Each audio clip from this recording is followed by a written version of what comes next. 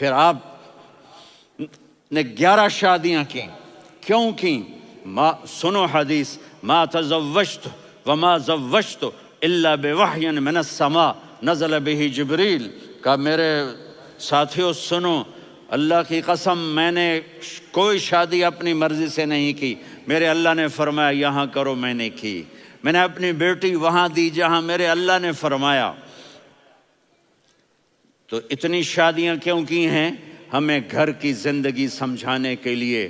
میری بات غور سے سنو، دنیا کا سب سے بڑا رشتہ خاوند اور بیوی ہے، سب سے مقدس رشتہ ماں باپ ہے، لیکن سب سے بڑا رشتہ خاوند اور بیوی ہے۔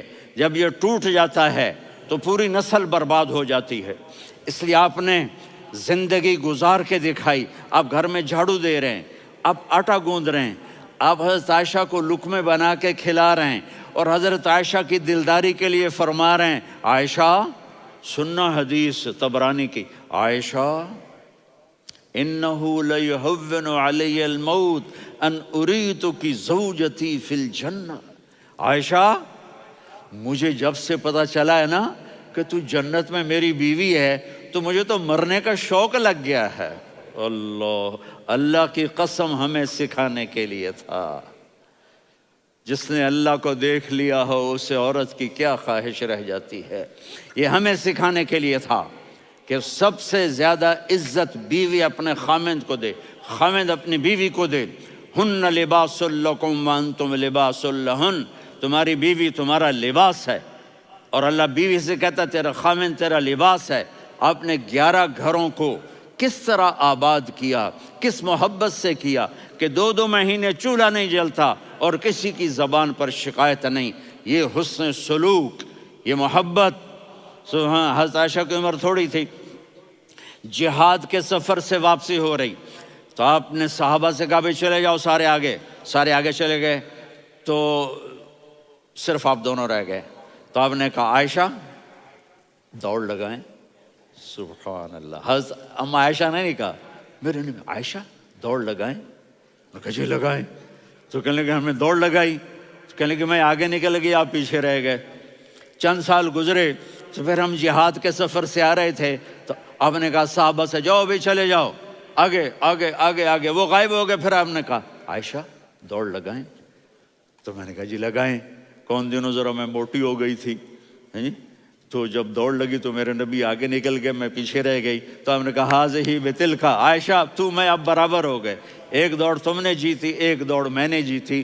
یہ ہمیں گھر کی زندگی سکھانے کے لیے تھا کہ گھر میں بیوی کے ساتھ کیسا ہونا چاہیے۔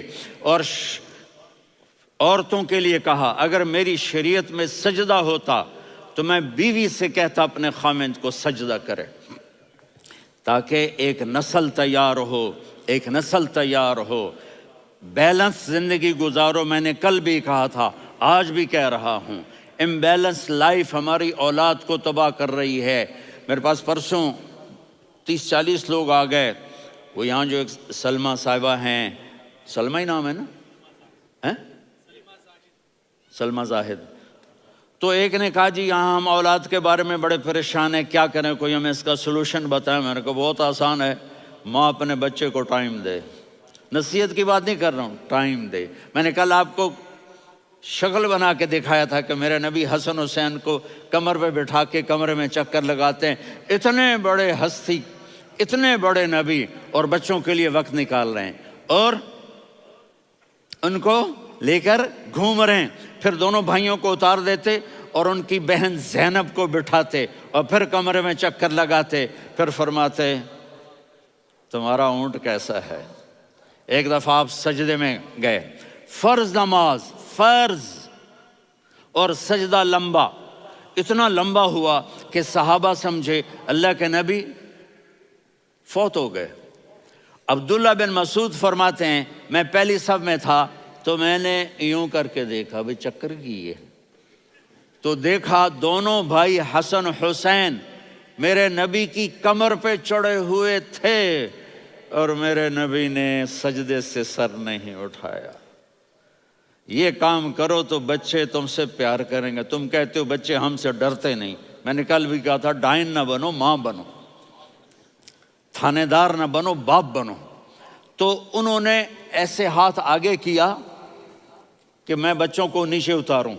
تو مجھے دیکھنا، آپ نے یہاں سے ایسے سجدہ ہوتا ہے نا، تو آپ نے ادھر یا ادھر سے دیکھا کہ ایک ہاتھ آگے آ رہا ہے میرے بچوں کو اتارنے کے لیے، تو آپ نے سجدے میں یوں کیا،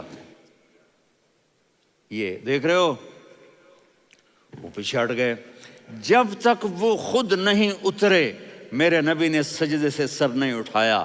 اور جب نماز سے فارغ ہوئے تو ایک دم دونوں کو اپنی گود میں لیا کہ بے ابی ہما و امی لا تؤذوہما، میری جان قربان ہو ان دونوں پر، یہ میرے جگر کے ٹکڑے ہیں، انہیں دکھ نہ پہنچانا۔ کیا آپ دیکھ رہے تھے ایک زہر میں تڑپ تڑپ کے مارا جائے گا اور ایک کا سر کاٹ کے نیزے پہ چڑھایا جائے گا۔ آپ کو اولاد کی محبت، نبی